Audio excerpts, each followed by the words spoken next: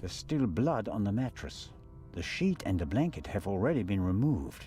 To analyze them, I suppose.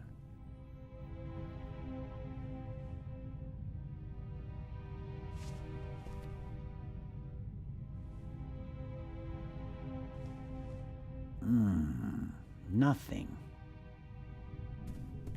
A big, ugly, and impractical vase. If it had a wider opening, one could at least use it as an umbrella stand.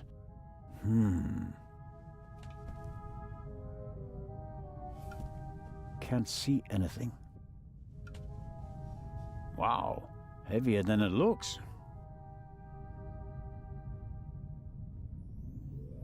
Aha!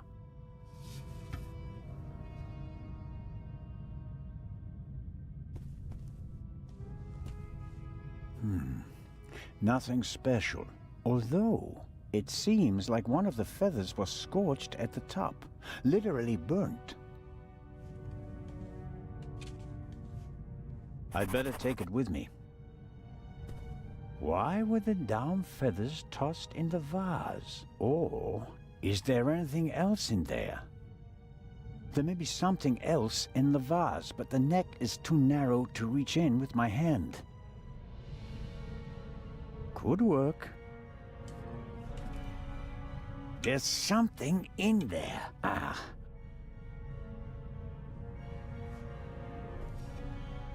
Someone stuffed this in the vase. Looks like it's been used to muffle a gunshot. If this isn't an important discovery, I don't know what is. Legrand, here I come.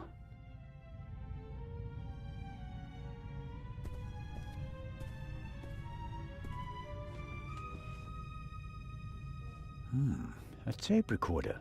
Must go with the built-in speakers. Probably part of the cabin's furnishings. The tape recorder is older than the hills, but it was once very expensive. Top of the range. And it doesn't come cheap. Strange. There's only one reel. And it's the wrong one. No. No sign of the original reel. A reel made by Zeibling. I know the brand. Zeibling's tapes can be overwritten many times without losing quality. They're used in offices so that executives can record messages for the secretaries on the same tape over and over again. But they're not good for much else. They're robust, but they don't offer much in terms of sound quality.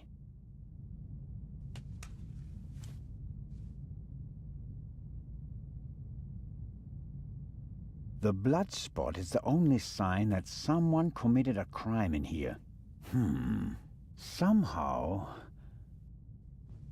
That's odd. The blood is so... red. Shouldn't it gradually darken in the air? Turn brown? The unusual color of the blood could be something that Legrand and Dr. Gebhardt missed last night. All cats are gray in the dark, as the saying goes. I should take a sample.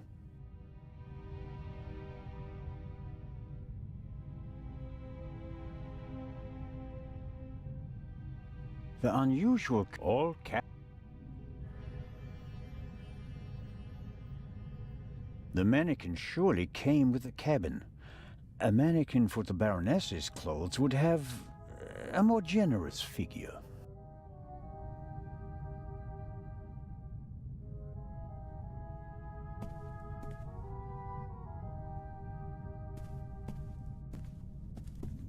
Something's under there. More feathers. And they're singed as well. I'll put them with the others.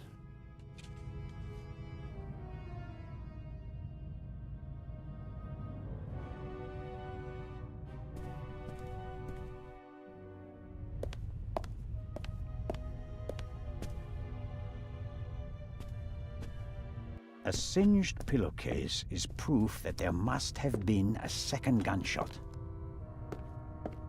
Inspector?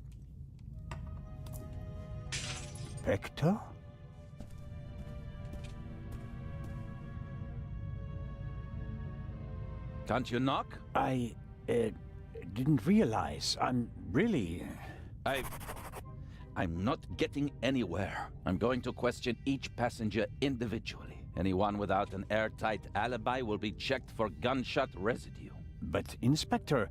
People trip up when you put pressure on them, Constable Zellner. The Raven is nervous. He's changed his methodology and become a murderer.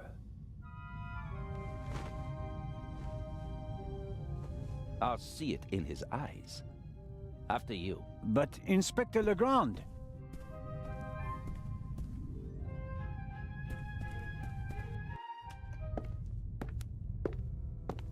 We have no proof that the Raven and the murderer are the same person. You may not know it, but I do. I will catch him, with or without your help.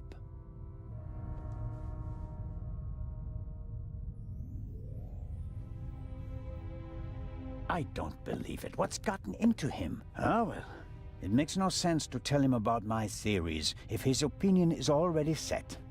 I need evidence. Or better yet, the murderer.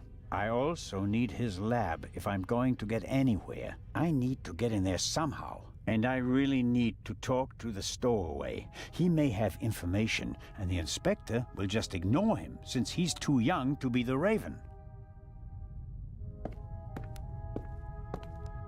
Legrand locked the door.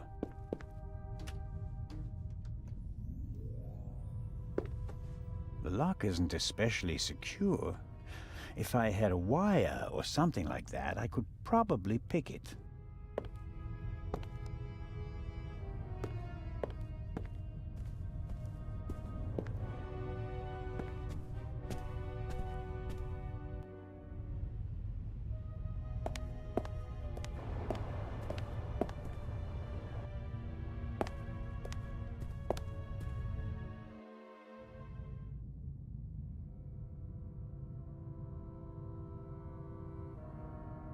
Some of the down feathers I found in the vase are singed.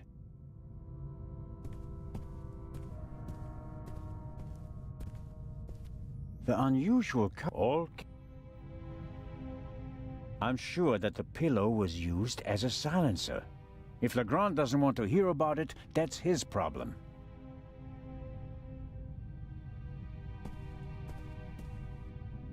The portholes face the side deck. If someone climbed out of the cabin through a porthole, Legrand and I would have seen them. The portholes are locked. One cannot open or close them from outside. It's the same problem as with the door. If someone left the cabin through the porthole, how did they lock it? And the Baroness wasn't shot from outside. The doctor said she was shot at close range.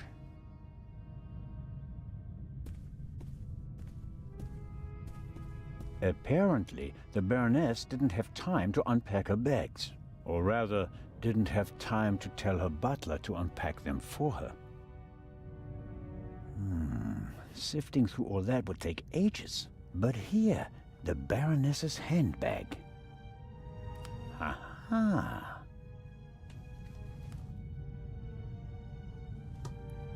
A small leather-bound book. 1964 is engraved on it. This must be the Baroness's diary.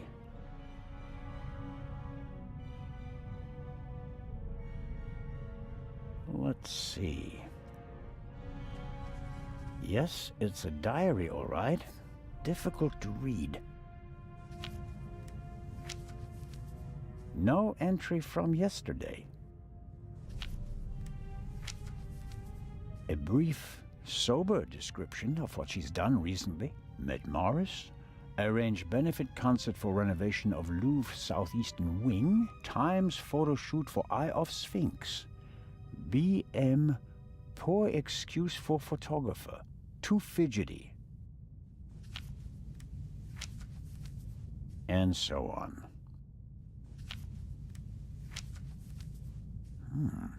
This entry looks strange. The handwriting is shaky, difficult to read. Dreamt of Bobby. Yesterday would have been his birthday.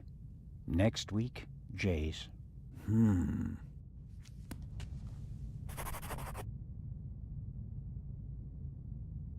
Cosmetics, a handkerchief, a spectacles case. Nothing special. The Baroness was a very busy woman, and it looks like she had to cope with loss. She writes about Bubby and Jay.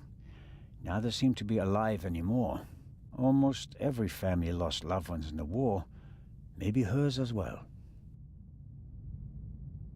The Sibling brand reel from the Baroness's cabin, the tape that came on it, and the reel that belongs to the player are both gone.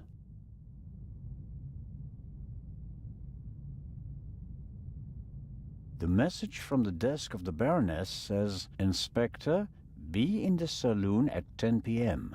There is a murderer on board, and I will expose him. Be."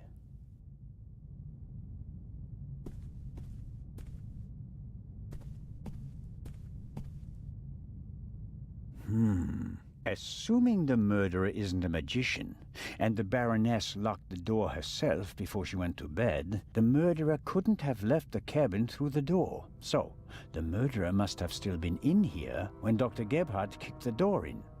Which is unlikely because someone would have seen him, or he found another way out of the cabin. I can't say why, and it seems impossible. But something tells me that the murderer entered and left the cabin through the door. The only question is how.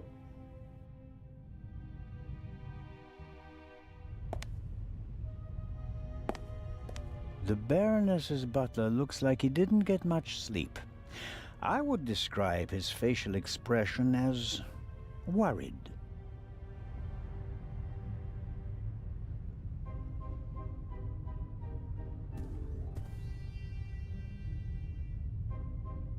Hello, Mr. Inch. Oh, Constable, hello. You look the worse for wear. It must be terrible for you. Quite terrible. No one will hire me now. Excuse me? My mistress was murdered. Would you hire a butler who's been mixed up in a murder? But if it turns out that you're not guilty... If. But what if not? Who else would they blame? There are no gardeners on this ship. I understand your problem. Under these circumstances, I'm sure you'd answer some questions that could help clear your name, wouldn't you? Of course. Did you notice anything suspicious last night? No, sir. After the Baroness went to the saloon, I went to the forecastle. I was there until the alarm went off. I went to the side deck and arrived shortly after Professor Lucien and Miss Miller. We found you and Inspector Legrand there. You were unconscious, and the inspector asked us to take care of you. Did you hear the gunshot? No, just the alarm, sir. You said you were on the forecastle. It sounded like the Baroness let you have the rest of the night off. Not entirely, sir. One of the crew informed me that the Baroness wanted to be roused at 10:15. Right.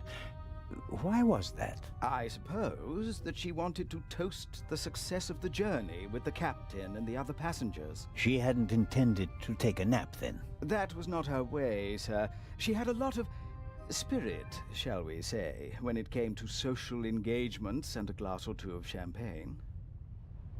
The Baroness's cabin seems to have been ransacked. Indeed, sir, by the Baroness herself. Really? She was searching for something the entire afternoon. And did she find it? I think she did, sir, yes. She was in high spirits when she finally left her cabin. You wouldn't happen to know what she was looking for, would you? I'm afraid not. Would you describe the Baroness as orderly? Well, she always had a lot of responsibilities, sir. That doesn't answer my question. She used to take a lot of luggage on journeys, and I helped her keep track of it as best I could. She was always very angry when she couldn't find something. What about the photos and the documents I saw in her cabin? I really don't know. They were out of bounds to me, sir. Memories from the war, I'd say. They meant a lot to her. The Baroness seemed to be pretty drunk the last time I saw her. Is that so? Does that surprise you? Did the Baroness not drink? Oh, yes, she drank. It was no secret. I understand. How serious was her habit? Serious enough, sir. Was she under any medical supervision? Certainly not, sir. She adamantly refused to see a doctor. Like so many elderly women, she had a distinct aversion to hospitals and the like. How long had you worked for the Baroness? 6 months, sir. Only 6 months. I always thought that butlers stayed with their employers for decades. Those decades have to start at some point, Constable. Her former butler wasn't able to fulfill his duties any longer. Gout, sir. I understand. I took on his duties and hoped for a secure position for the next 20 years. May I ask what happened to your arm? A souvenir from the war, sir. Doesn't it hinder your work? Yes, sir. Obviously. I didn't mean to offend you. The Baroness had a soft spot for disabled veterans. I think she'd been through a lot herself. I think that's all for now. Please, sir, find the murderer. You have to clear me of all suspicion.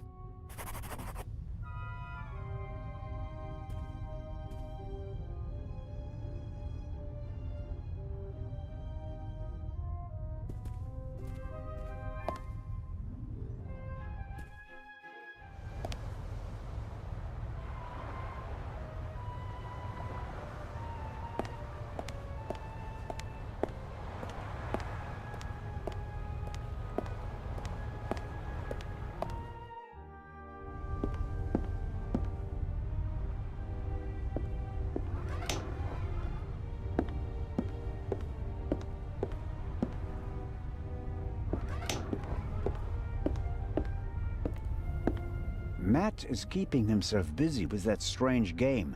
He seems to be okay again, but I think he'd be running around all over the place if he'd really come to terms with what happened on the train.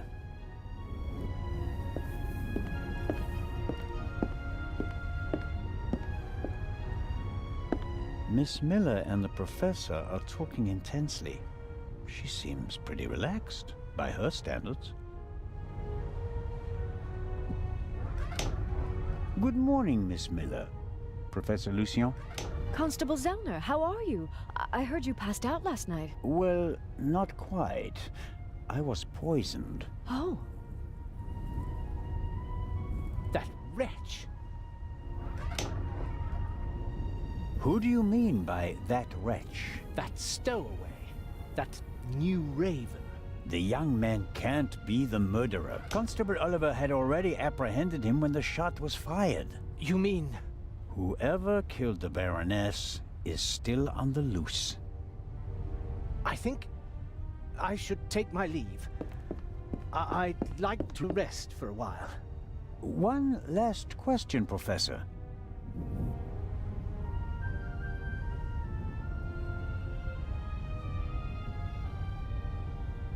Do you think the eye is well protected in the safe in Legrand's cabin? Of course it is.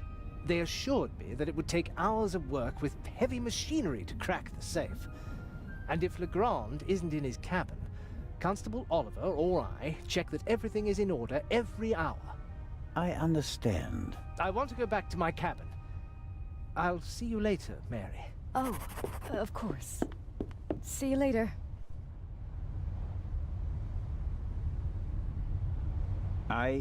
I didn't want to interrupt your conversation with Professor Lucien so abruptly. I don't know what's wrong with him. Learning that there's still a burglar on board seemed to frighten him. He was so relaxed the whole time, and then... And then the stupid Swiss constable came by and made him anxious. Oh, I didn't mean that. No matter. I'm sure he'll calm down and come back soon enough. May I ask you a few questions? Of course. How is Matt? He seems happy enough. After all the commotion, he's already back to his old self again. But I haven't told him about the murder. That would be a bit too much for him. I think he's made of sterner stuff. I want to thank you again for what you did on the train. I wouldn't have known... Everything's fine. Think nothing of it. How was last night for you? It was awful. I was having a conversation with Edgar, Professor Lucien, here on the forecastle. Then I wanted to look for the lady and went forward via the side deck. When I passed the Baroness's cabin, I heard a muffled scream. You heard a scream? Yes. I thought the Baroness probably had a fall. I went to the door and listened for a moment. Since I couldn't hear anything, I knocked on the door and asked whether she was all right. There was no answer. Interesting. And then? I didn't know what to do, so I tried to open the door. It was locked. I saw the Baroness's butler, Mr. Inch, on the forecastle. I thought he might have the key and went back. On the way, the Bobby crossed my path, and then Edgar, who wanted to check the safe. I explained the situation to him, and then the alarm went off. How did the scream sound? It was a short outcry, very frightened, as if someone had been startled. Was it a woman's voice? Yes, the voice was high. So it could have been a scream from the Baroness. Possibly because she discovered someone in her cabin. Possibly. That person might have threatened her with a weapon, so that she wouldn't scream for help. Oh, God. He waited until the coast was clear. Oh, please, stop it, Mr. Zellner. The Baroness's butler said that he was on the forecastle as well? Yes, he was standing on the other side of the deck smoking a cigarette. Was he on the forecastle the whole time? I'm not sure. He was there, and later he was on the side deck with us. Oh, yes, he looked after you while you were unconscious. He unbuttoned your collar and held your head while the doctor checked you. But you can't say for certain whether he came from the forecastle with you and Professor Lucien, or afterwards. Well, no. But where else could he have come from? Did you report that to Inspector Legrand? Yes, last night. He was very interested and took a lot of notes. But I wanted to look for Lady Westmacott, and he let me go without further delay. He said that he'd take down my full statement today. I understand. Do you think the man from the train also killed the Baroness, Constable Zellner? I don't know yet. It's horrible. Explosions, thieves, murderers. This isn't the right place for a lady and a little boy. You and Professor Lucien seem to be having a lively conversation. Oh, yes. He's an expert in ancient Egyptian art and preeminent in hieroglyphic research. He's the head of the Egyptian department in the British Museum, you know. And he's going to open an exhibition at the Egyptian Museum in Cairo. Right. For the eye. They had planned on exhibiting both jewels together for the first time in decades, but that's not going to happen now, sadly. I think it's quite upsetting for him. We're working hard to ensure that at least one eye will be on display. I know. I'll ask Lady Westmacott if she'd like to participate in the opening of the exhibition. I think it would be good for her. And Professor Lucien will surely offer you a private tour. You're American, aren't you? That's correct. And you moved to England because of the job? I lived in England before. During the Second World War, I volunteered. I worked in a pharmacy on a US base north of London. In a pharmacy? Interesting. Well, it was the war and everyone was sent where they could help best. Please, go on, Mrs. Miller. After the war, I studied music in London. I met my husband there. We married and went back to the States together. He was also American? No, English. But he said he had problems with his family, and he wanted to be as far from them as possible. And you gave up your studies for him? Well, yes, I did. Life as a single mother couldn't have been easy. It was pretty tough then. I worked from morning till night, and it was still only enough for the bare necessities. And I couldn't give Matt all the attention he needed. And then Lady Westmacott entered your life. It was like an angel appeared to me. She must have offered me the position out of pity. I had no experience as a carer. She made me a generous offer. I couldn't believe it. And she really adores Matt. She's offered him a good education, and now he has every opportunity in life. An almost unbelievable story. I'm still afraid that it's a dream and that I'll wake up one day. How does it feel to work for such a world-famous person? The work is very interesting and varied, and it pays well, too. You are very lucky that the lady offered the position to you. I just hope she won't change her mind one day. What would become of Matt's education then? I really make an effort to measure up to Lady Westmacott's expectations, but sometimes I feel like I fall short. Lady Westmacott couldn't ask for a better companion. I'm saving up as much money as I can all the same. I'd do anything so that Matt doesn't have to give up his new life. Lady Westmacott dropped a hint on the train that she killed her hero, Partout. What did she mean by that? Oh, she must have meant the manuscript. Manuscript? She always takes it with her. It's an unpublished Partout novel. I once asked her why she never published it. She said that according to her will, the novel's only to be published after her death. And in it, Partout will be killed? Maybe. I've never read it. No one has. You'd better ask her yourself. If you worked in a pharmacy, you would certainly know something about medicines and poisons.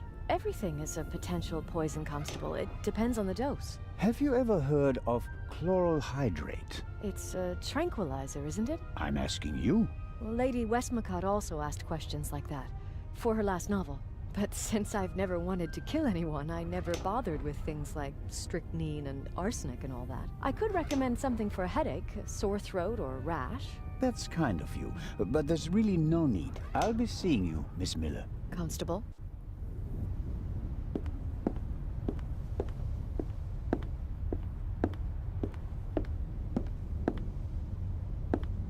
Hello there, partner. Hi. Are you all right? Uh-huh. Have you recovered from our adventure? Mm-hmm.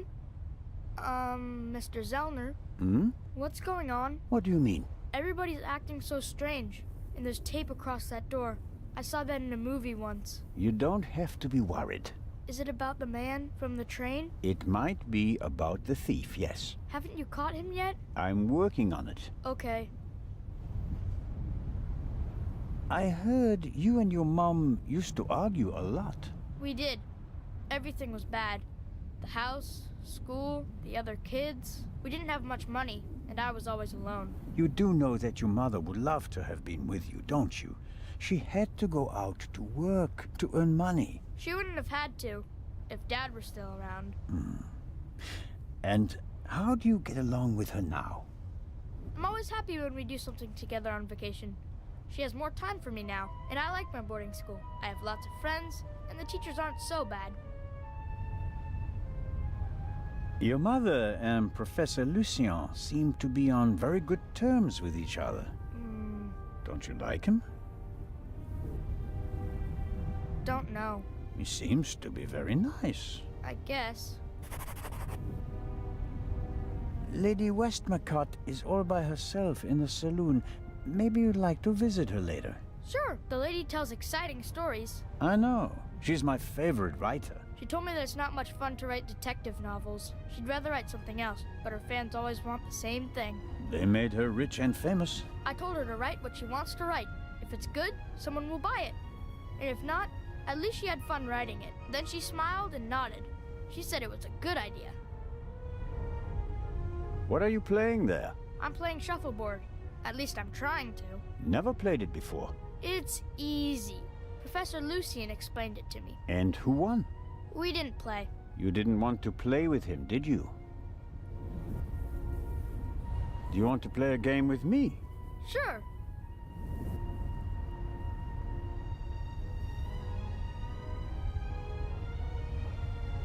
I think you'll have to explain the rules to me first. Okay, you play with the blue pucks and I play with the red ones. You have to push the pucks with this stick into the zone over there and score as many points as possible. Sounds easy. How many pucks do I have? 6. Now here comes the kicker. First it's your turn, then mine, and so on. But everyone is allowed to shoot the other person's pucks out of the zone.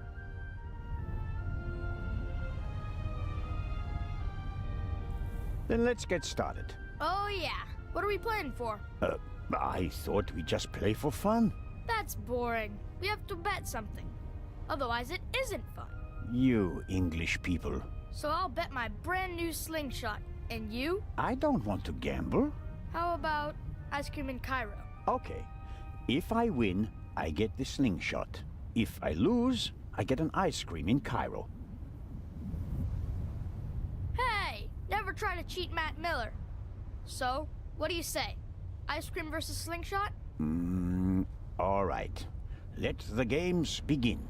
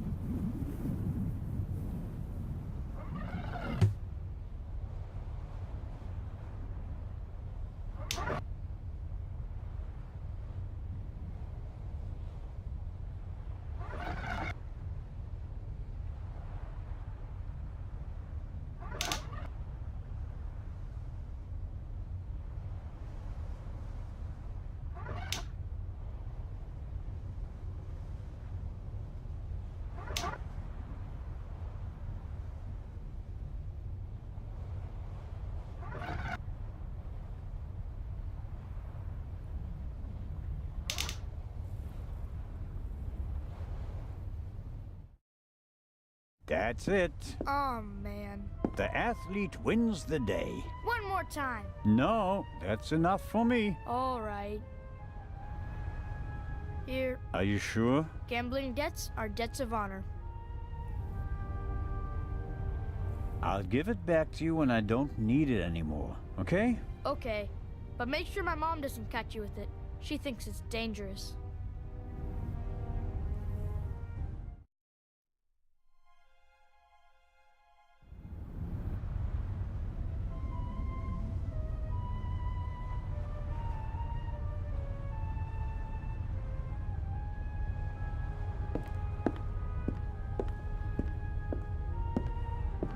Ahem. What do you want?